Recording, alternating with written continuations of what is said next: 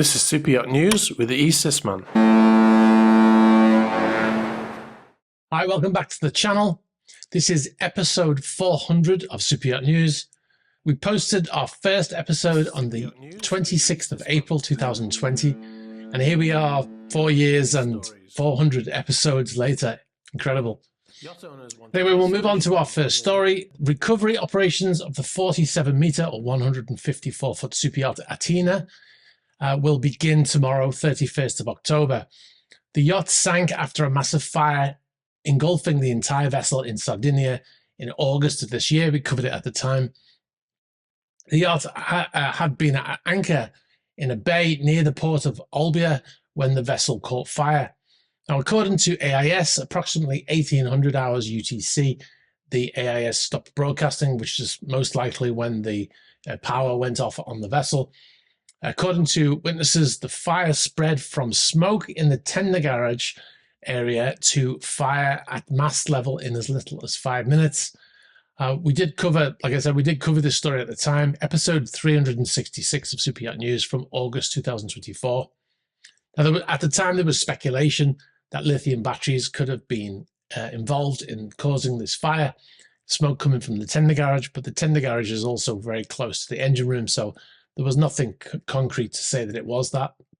Currently, the wreck of the yacht is lying about half a mile off the coast of Sardinia, and procedures to raise the vessel are believed to start tomorrow, 31st of October, and are likely to take, well, they're scheduled to up until the 11th of November. We'll bring you more on that when we have it. If you're in the area, please be sure to look out for a vessel there recovering that yacht. However, please note there's a ban on drone flying in that area for the entire time. The vessel was a 47-meter, 154 foot in length, built by Heeson in 2008, and it was refit in 2022. The vessel won a number of awards at the time. In 2009, the World Super Yacht Awards Best Displacement Motor Yacht under 500 gross tons, and was nominated for the Best Refitted, Rebuilt, Converted Yachts in 2023. Anyway, we'll move on to our next story. Now, this story, quite a few people contacted us asking about this one. We never covered it at the time. Didn't think it was a kind of non-story, really. A cargo ship that was anchored off the coast of Kent in the UK, near the English Channel, filled with ammonium nitrate, is actually now docked in a port in Norfolk.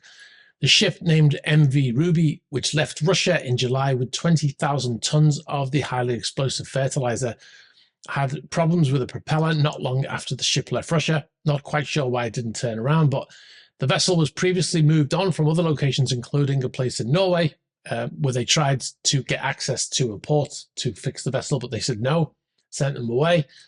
And then the vessel turned up in the English Channel, like I said, at anchor, just off of that busy shipping lane, and it's been sat there for a few weeks now.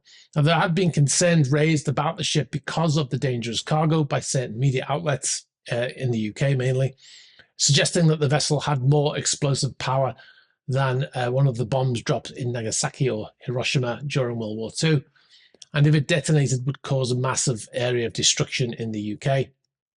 Now, ammonium nitrate is a fertilizer, but in terms of the quantity at least, is the most commonly used oxidizer in improvised explosive devices. The salt has been used in many terrorist attacks, particularly those involved with large charge weights of over half a ton. Ammonium nitrate has been mixed with a number of fuels such as sugar and aluminium. The concerns seem to have been blown out of proportion, and the vessel was anchored 11 miles off the coast, which, had it exploded, would have caused zero issues because of the blast radius there. However, the vessel is now docked in Great Yarmouth. So the UK government allowed the vessel to dock, and the cargo is being transferred to another vessel, which is intended for Africa. And once the cargo has been removed, the damaged vessel will have her propeller repaired, which will allow her to leave. Now, the vessel's management company, Serenity Ship Management, said that the load posed no risk to the surrounding area in its present state.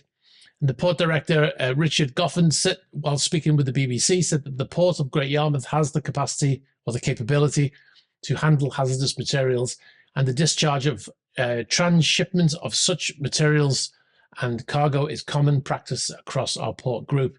Our team is well versed in implementing rigorous safety protocols, and we strictly adhere to all UK safety regulations and international maritime standards.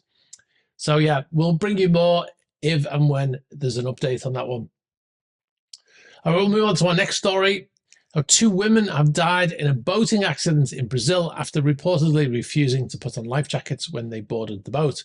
The two Brazilian women who have been described as influencers were Aline Tamara Moreira de Amorim, and she was 37, and Beatriz Tavares da Silva Faria, 27 years old.